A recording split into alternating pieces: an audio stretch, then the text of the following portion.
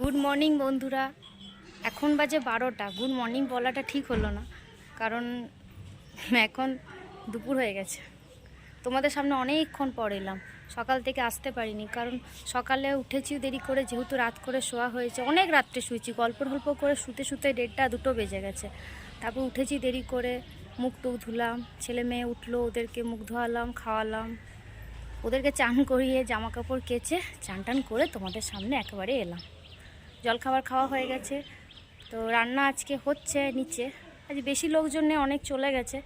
ওই মামির বাপের বাড়ি কিছু লোকজন, আর আমরা আর কি কয়েকজন বাড়ির, ওই 15-16 জনের রান্না হচ্ছে, বেশি নয়, এই জন্য বাড়ির লোকজনই করে নেবে বলছে, সাথে অসুবিধা হবে না। তো আজকে আমরা এখানে আছি, কালকে চলে যাবো আর কি। কাল যেতেই হবে, জানো, খুব দেরি হয়ে গেল। আজকে ছাড়লো না সব, আজকে নাহলে চলে যেতাম, তো কালকে অবশ্যই যাব, যেতেই হবে আর কি, যেভাবে হোক। কবে আসবো আবার জানি না, আসা হয় না, এখানে খুব কম আসা হয় গো। মেয়ের পড়াশুনো, নানা রকম ঝামেলা, এই যাবো করি কিছু না কিছু ঝামেলার কারণে আসতেই পারি না। তো আবার কবে আসবো জানি না। ভাবলাম তোমাদেরকে একটু ঘুরে দেখাবো, কিন্তু এই রোদের জন্য দিনে বেরোতে পারছি না, আবার বৃষ্টি চলে আসছে, সে কারণে কোথাও যাওয়া হচ্ছে না। দেখি একটু বিকেল দিকে পারলে বেরোবো। ছেলে মেয়ে নিচে আছে, খেলছে ওরা, হাওয়া দিচ্ছে, একবার করে রোদও দিচ্ছে। ঘেমে গেলাম রোদে, পা পুড়ে যাচ্ছে, এত মানে ছাদটা গরম হয়ে গেছে। চলো পরে আসছি। ও বদমাইশি দেখো, ওই মামার ঘাড়ে চাপবে, মাথায় চাপবে, ওকে কামড়ে দিচ্ছে, শুধু এই ওর প্রতি যত রাগ ওর। আবার ও ছাড়া হবেও না, মামা কোথায় গেল একটু চোখের আড়াল হলেই, আর ওর প্রতি যত রাগ। কি করছো মামাকে? না মেরো না, মামা ভালো, মামাকে ভালোবাসো, একটু ভালোবেসে তো আদর করে দাও, একটু আদর করে দাও মামাকে। আবার দুষ্টু, আদর করে দাও, ছাড়া ওকে, মারছে।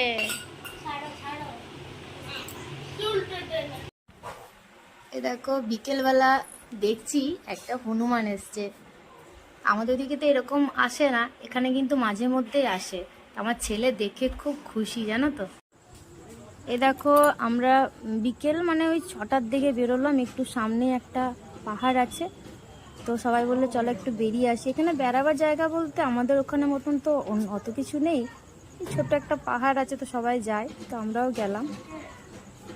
তো টোটো করে যাচ্ছিলাম, আমি যাচ্ছিলাম, আমার মেয়ে, ছেলে, আর ছোটো মামির 2টো ভাই, তার বউ, বাচ্চা, আর আমার ছোট মামার এই ছেলে আর তার মেয়েটা, আর কেউ যায়নি, কারণ টোটোতে তো এত লোক আর ধরবেও না, আর সবাই কেউ মানে ওদের দেখা আছে, মামিদের, মামার ছেলে মেয়েদের, ওরা গেল না, তাই আমরা গেলাম।